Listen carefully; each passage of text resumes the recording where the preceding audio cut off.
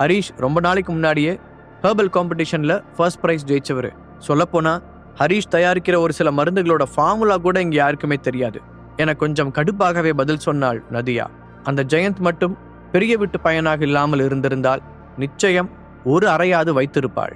அதை கேட்டு அந்த ஜெயந்த் ஏதோ சொல்ல வர, இங்க ஏதாவது பிரச்சனையா? ஜெயந்த், உன்னை நதியாவை கூட்டிட்டு வர சொல்லி எவ்வளவு நேரமாச்சு? இன்னும் என்ன பண்ற என்று ஒரு அதிகாரமான குரல் கேட்டது.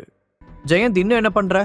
நதியா வந்த உடனே கூட்டிட்டு உள்ள வர சொல்லி சொன்னேன்ல என்று ஒரு நடுத்தர வயதுக்காரரின் குரல் அதிகாரமாக கேட்டது. அவரை பார்த்ததும் நதியா, பாலா, சரியான நேரத்துல வந்தீங்க. இது உங்க அப்பாவுக்காக நான் கண்டுபிடிச்ச ஒரு ஹெர்பலிஸ்ட். ஆனா உங்களோட மகன் எங்களை நம்பாம பேசுறதோட நான் கூட்டிட்டு வந்த ஆளை இன்சல்ட் பண்ற மாதிரி இஷ்டத்துக்கு பேசிட்டு இருக்காரு. இதுக்கு மேலேயும் நாங்க இங்க இருக்கிறதா இல்ல கிளம்பி போறதான்னு நீங்களே முடிவு பண்ணிக்கோங்க என்று அந்த குடும்பத்தின் அடுத்த தலைவராக இருக்கும் பாலமுருகனை பார்த்து நதியா கேட்டாள். ஜெயந்த், உனக்கு என்ன பிரச்சனை? உன் தாத்தாவுக்கு குணம் ஆகணுமா வேண்டாமா? நதியா நமக்கு ஹெல்ப் பண்ணதானே ட்ரை பண்றாங்க, அதையும் கெடுக்கிற மாதிரி நடந்துக்கிற? ஜெயந்தை பார்த்து முகம் சுழித்தபடி பாலா சொல்ல, அப்பா, அவசரப்பட்டு என் மேல கோவப்படாதீங்க. இந்த பையனை பார்த்தா நதியா சொல்ற அளவுக்கு டேலண்டான பர்சன் மாதிரியா தெரியுது. அப்புறம் இவனை பத்தி நான் கொஞ்சம் கேள்விப்பட்டிருக்கேன். நதியா சொல்ற அளவுக்கு இவன் வர்த்தெல்லாம் கிடையாது. சென்னையில இருக்கிற என்னோட ஃப்ரெண்ட்ஸுங்க இவனை பத்தி நிறைய சொல்லியிருக்காங்க. இவன் தான் நம்ம தாத்தாவுக்கு ட்ரீட்மெண்ட் பார்க்கணும்னு நீங்க நினைக்கிறீங்களா? ஜெயந்த் தனது அலட்சியமான பாடி லாங்குவேஜை மாற்றிக்கொண்டு பணிவுடன் கேட்டான். என்ன சொன்ன? வர்த்தான ஆள் இல்லையா? கேட்ட பாலா நதியாவின் பக்கம் திரும்பி, நதியா, நாங்க உன்னை எவ்வளோ நம்பினோம். இந்த ஃபேமிலி உன் மேல எவ்வளோ மரியாதை வச்சிருக்குன்னு உனக்கே தெரியும். அப்படி இருக்கும்போது நீ இதை செய்யலாமா என்று கேட்டார். இல்ல பாலா, நீங்க தப்பா புரிஞ்சிட்டு இருக்கீங்கன்னா என்று நதியா விளக்கம் சொல்ல வர, அப்போது அங்கே ஓடி வந்த அசிஸ்டன்ட் ஒருவன், பாலா சார், அங்க பெரிய சாரோட நிலைமை ரொம்ப சீரியஸா போயிட்டு இருக்கு. ஹார்ட் பீட் வேற டிராப் ஆகுது. நீங்க கொஞ்சம் உடனே வாங்க என்று பதட்டத்துடன் அழைத்தான். என்ன? பாலா மற்றும் ஜெயந்த் இருவருமே ஒரே நேரத்தில் அதிர்ச்சி அடைய அவர்கள் வேகமாக மாடியில் இருந்த கணபதியின் ரூமுக்கு விரைந்தனர். இருந்த அவசரத்தில் நதியா என்ன சொல்ல வந்தாள் என்பதை அவர்கள் கவனிக்கவில்லை. ஹரிஷ், எதுக்கும் நாமளும் போய் பார்க்கலாம். இப்ப கூட உன்னால் அவரை காப்பாற்ற முடியும்னு நான் நம்புறேன் என்றாள் நதியா. கணபதி பல வருடங்களாக அவளுக்கு நிறைய உதவிகள் செய்திருக்கிறார். அதனால் இந்த இக்கட்டான சூழ்நிலையில் அவருக்கு உதவி செய்ய நினைத்தாள் நதியா. இவ்வளவு தூரம் வந்துவிட்டு சும்மா போவது சரியாக இருக்காது என்று யோசித்த ஹரிஷும் சம்மதமாக தலையசைக்க இருவரும் அவசரமாக மாடிக்கு ஓடினார்கள். அந்த சிச்சுவேஷனிலும் ஹரிஷ் அந்த மாளிகையின் அமைப்பை கூர்ந்து கவனித்துக் கொண்டான். அவர்கள் அந்த ரூமை நெருங்கிய போது ஒரு முதியவரை சுற்றி பல பேர் நின்று கொண்டிருப்பதை பார்த்தார்கள். அவர்களின் சோகமான குரல் காற்றோடு கலந்து ஒலித்தது. அப்பா, ப்ளீஸ் பா, என்னை விட்டுட்டு போயிடாதீங்க. பாலா கணபதியின் அருகில் உட்கார்ந்து சத்தமாக அழுதார். அவர்களின் குடும்பம் இன்றைக்கு இவ்வளவு சக்தி வாய்ந்த இடத்தில் இருப்பதற்கு காரணம் கணபதி நம்பியார்தான் என்பது எல்லோருக்குமே தெரியும். அவர் இறந்தால் ஒட்டுமொத்த குடும்பத்தின் அடித்தளமும் நிச்சயம் அசைந்துவிடும். மேலும் அவர் கஷ்டப்பட்டு கட்டி எழுப்பிய மொத்த பிசினஸ் சாம்ராஜ்யமும் ரொம்ப சீக்கிரமாக சரிந்துவிடும் அபாயமும் உள்ளது. அதனால்தான் அவர்கள் அனைவரும் ரொம்பவே பதட்டத்தில் இருந்தனர். அவர் உயிரோடு இருக்கும் போதே அந்த டேப்லெட்டை கொடுங்க. நீலமும் பச்சையும் கலந்திருந்த ஒரு டேப்லெட்டை நதியாவிடம் நீட்டிய ஹரிஷ் அந்த சுற்றுச்சூழலை ஆராய்ந்தபடியே இருந்தான். இது நிலைப்படுத்துற மாத்திரை தானே? இது எப்படி கிடைச்சது? டேப்லெட்டின் கலரை வைத்து அடையாளம் கண்டு கொண்ட நதியா அதிர்ச்சியுடன் கேட்டாள். இப்ப அதை பத்தி பேசுறதுக்கு நேரம் இல்ல. முதல்ல அவரோட உயிரை காப்பாத்தி ஆகணும். சோ நீங்க முதல்ல இப்ப உள்ள போங்க என நதியாவை பிடித்து உள்ளே தள்ளினான் ஹரிஷ். இன்னொரு பக்கம் கணபதியின் முகம் ஊதா நிறமாக மாறிக்கொண்டிருந்தது. அவரது உடம்பு வேறு கிடுகிடுவென்று நடுங்கி கொண்டிருக்க உள்ளே சென்ற நதியா, நாம இந்த டேப்லெட்டை உடனே கணபதி சாருக்கு கொடுத்தாகணும். அவரோட உயிரை காப்பாத்துறதுக்கு இதான் நம்ம கிட்ட இருக்கிற ஒரே வாய்ப்பு. சொன்னபடி தன் கையை திறந்து ஹரிஷ் கொடுத்த மாத்திரையை காட்டினாள். இது வேலை செய்யுமா? அழுகையால் கண்கள் சிவந்து போயிருந்த பாலா நதியாவிடம் இருந்த மாத்திரையை வாங்கி பரிசோதித்தார். அறையில் இருந்த மற்ற குடும்பத்தினர்கள் அனைவரும் நிமிர்ந்து நதியாவை பார்த்தாலும் வாய் திறந்து எதுவும் பேசவில்லை. இப்ப டிஸ்கஸ் பண்றதுக்கு நம்ம கிட்ட டைம் இல்ல. அது வேலை செய்யுமா செய்யாதான்னு கண்டுபிடிக்க ஒரே ஒரு வழிதான் இருக்கு. அதை கணபதி சாருக்கு கொடுத்து பார்க்கறது தான். இப்ப அவர் இருக்கிற நிலைமைக்கு நாம எதுவும் செய்யாம இருக்கிறத விட இதை ட்ரை பண்ணி பார்க்கறது பெட்டர் இல்லையா? நதியா ஒரு மாதிரி உறுதியான குரலில் சொல்ல பாலா பல்லை கடித்து கொண்டார். ஆனால் கோவப்படுவதற்கு இது நேரமில்லை என்று உணர்ந்தவர் அந்த டேப்லெட்டை கணபதியின் வாயில் போட்டு தண்ணீரை ஊற்றினார்.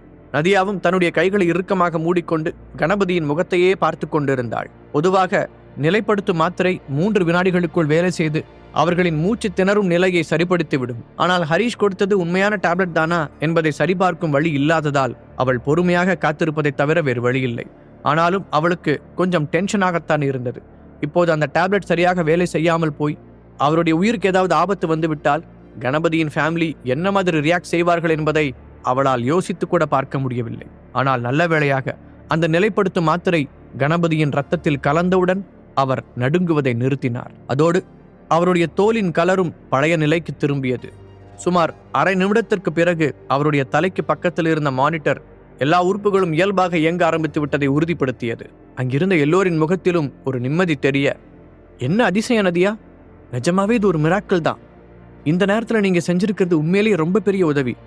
என் அப்பாவோட உயிரை காப்பாத்துறதுக்கு ரொம்ப தேங்க்ஸ். மகிழ்ச்சியில் மூழ்கிய பாலா நதியாவின் கையை பிடித்தபடி சந்தோஷமாக சொன்னார். ஆனால் இது தற்காலிகம்தான். உண்மையில் கணபதியின் உயிர் காப்பாற்றப்பட வேண்டுமென்றால் ஹரிஷுக்கு இன்னும் நிறைய வேலை இருக்கிறது. அது நதியாவிற்கும் தெரியும். அந்த டேப்லெட்டை கொடுத்தது நதியாதான் என்று நினைத்து பாலா அவளுக்கு நன்றி கூற, பாலா அது நதியா தயக்கத்துடன் என்ன சொல்வதென்று தெரியாமல் திணறினாள். ஹரிஷை பற்றி அவள் உயர்வாக நினைத்தாலும் அந்த நிலைப்படுத்தும் டேப்லெட் வேலை செய்யுமா என்று அவளே ஒரு நிமிடம் சந்தேகத்துடன் தான் யோசித்தாள். அதை நினைத்து அவளுக்கு குற்ற உணர்ச்சி ஏற்பட்டது. அது மட்டுமின்றி ஹரிஷ் வேறு ரூமுக்கு வெளியே நின்று பார்த்து கொண்டிருக்கிறான். அதனால் கணபதியின் உயிரை காப்பாற்றிய பெருமையை அவள் ஏற்றுக்கொள்ள விரும்பவில்லை. பரவாயில்லையே, கணபதி ஃபேமிலிக்கு இந்த டைம் கொஞ்சம் அதிர்ஷ்டம் இருந்திருக்கு போலையே, அதான் அந்த டேப்லெட் வேலை செஞ்சிருச்சு என சொல்லிக்கொண்டே ஹரிஷ் அந்த ரூமிற்குள் வர, அவன் நதியாவை அவமானப்படுத்துவதாக அங்கிருந்தவர்கள் தவறாக நினைத்தார்கள்.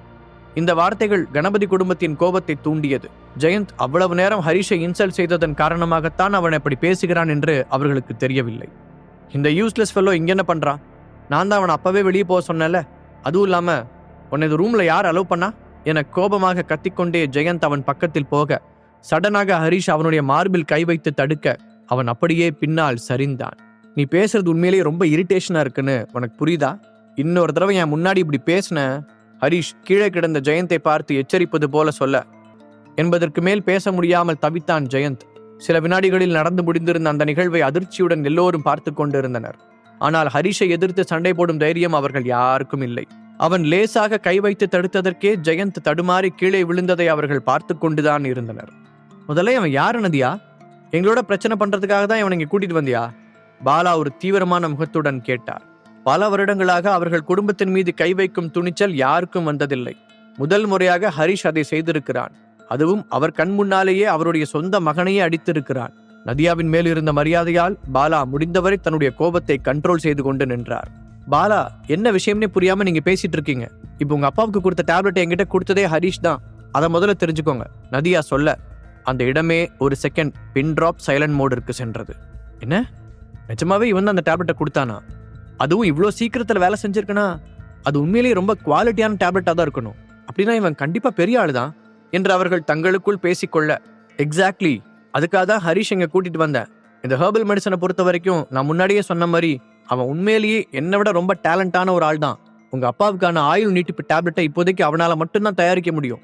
ஆனா காரணமே இல்லாம உங்க மகன் நாங்க இங்க வந்ததுல இருந்தே ஹரிஷ் அவமானப்படுத்திட்டு இருக்கான். நதியா முழுதாக சொல்லி முடிக்கும் முன்பே என்ன நடந்திருக்கும் என்பதை பாலா புரிந்து கொண்டார். நதியா ஹெர்பலிஸ்ட் சொசைட்டியின் முதன்மையான மூலிகை டாக்டராக இருப்பவள். மேலும் அவள் சவுத் பிரான்ச்சின் ஹெட்டாகவும் இருந்தாள். அவளே ஒருவனை பற்றி தன்னை விட உயர்ந்தவன் என்று கூறுவதுடன் இப்போது கணபதியை காப்பாற்ற கொடுத்த மாத்திரையை கூட அவன்தான் தயாரித்தான் என்று சொன்ன பிறகும் பாலாவால் அவளை நம்பாமல் இருக்க முடியவில்லை. ஆனால் இன்னொரு பக்கம் அவருக்கு கொஞ்சம் குழப்பமாகத்தான் இருந்தது. ஏனென்றால் கொஞ்ச நேரத்துக்கு முன்னால் தான் ஜெயந்த் அவனை எதற்கும் லாயக்கில்லாதவன் என்று சொன்னான். இரண்டில் எதை நம்புவது என்றே அவருக்கு தெரியவில்லை.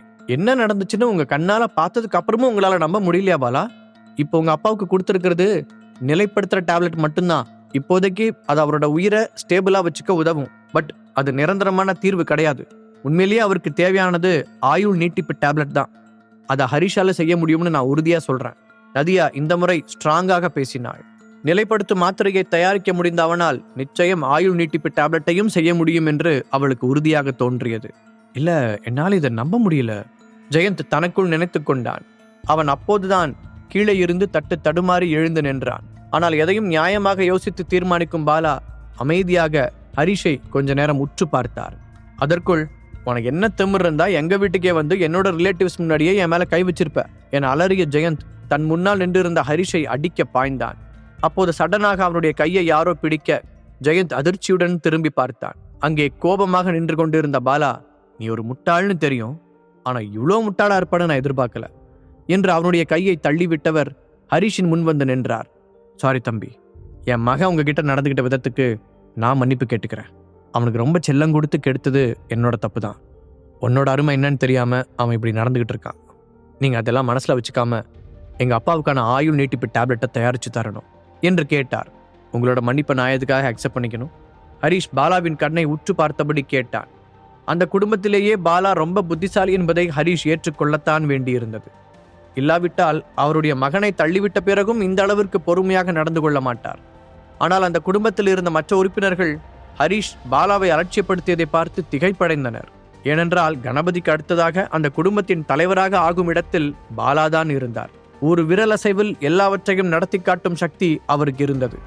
அப்படிப்பட்டவர் ஹரிஷிடம் சென்று மன்னிப்பு கேட்க அவன் அதை ஏற்றுக்கொள்ளாமல் சாதாரணமாக நடத்தியதை பார்த்தபோது அவர்கள் பேசக்கூட முடியாமல் வாயடைத்து போய் நின்றனர். ஆனால் இந்த முறையும் பாலா உணர்ச்சி வசப்படவில்லை. ஹரிஷ், எங்க அப்பாவை மட்டும் நீங்க காப்பாத்தி கொடுத்தீங்கன்னா எங்க ஃபேமிலியோட முக்கியமான கெஸ்டா நீங்க தான் இருப்பீங்க. உங்களோட கருணையை நாங்க என்னைக்குமே மறக்க மாட்டோம். உங்களுக்கு என்ன ஹெல்ப் தேவைப்பட்டாலும் நாங்க கண்டிப்பா செய்வோம் என்று முடிந்தவரை பணிவுடன் கேட்டார். அவருக்கு அப்படி பேசி பழக்கமில்லை என்பதை பார்க்கும்போதே புரிந்து கொள்ள முடிந்தது. ஆனால் தன்னுடைய அப்பாவை காப்பாற்றுவதற்காக பாலா எந்த எல்லைக்கும் செல்ல தயாராக இருந்தார். ஹரிஷ் மட்டும் அந்த ஆயுள் நீட்டிப்பு டேப்லெட்டை தயாரித்து கொடுக்கிறேன் என்று சொன்னால் போதும். அவன் தன் மகனை அடித்து உதைத்தால் கூட அதை பற்றி பாலா கவலைப்பட போவதில்லை. இப்போதைக்கு அவரை பொறுத்தவரை எப்படியாவது தன்னுடைய அப்பாவை காப்பாற்றிவிட வேண்டும். அது ஒன்று மட்டும்தான் அவரின் குறிக்கோளாக இருந்தது. சாரி, உங்க மகன் பேசினதை நீங்க கேட்டுக்கிட்டு தானே இருந்தீங்க. என்னால் ஆயுள் நீட்டிப்பு டேப்லெட்டை தயாரிக்க முடியாதுன்னு அவன் கன்ஃபார்மாக நம்புறான். என்னை நம்பாத ஒரு குடும்பத்துக்கு நான் ஏன் டேப்லெட் தயாரித்து கொடுக்கணும்? ஹரிஷ் புருவத்தை உயர்த்தியபடி கேட்டான். அதை கேட்டவுடன் பாலாவின் முகம் மாறியது. தான் இவ்வளவு முயற்சி செய்த பிறகும் ஹரிஷ் முடியாது என உறுதியாக நிற்பதை பார்த்து அவருக்கு என்ன சொல்வதென்றே தெரியவில்லை. ஒரு வழியாக நதியாவின் மூலமாக அவருடைய அப்பாவை காப்பாற்றுவதற்கு ஒரு வழியை கண்டுபிடித்த பிறகு அவருடைய சொந்த மகன் அவருடைய ஆணவத்தால் அந்த பாதையையும் மூடிவிட்டதை நினைத்து அவருக்கு ஆத்திரமாக வந்தது. இப்போ இதுக்கு வேற வழியே இல்லையா ஹரிஷ்?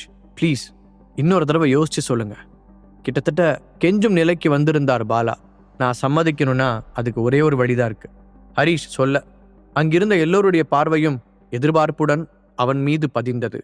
முழு கதையையும் கேட்டு மகிழ பாக்கெட் FM ஆப்பை டவுன்லோட் செய்யுங்கள். லிங்க் டிஸ்கிரிப்ஷனில் கொடுக்கப்பட்டுள்ளது.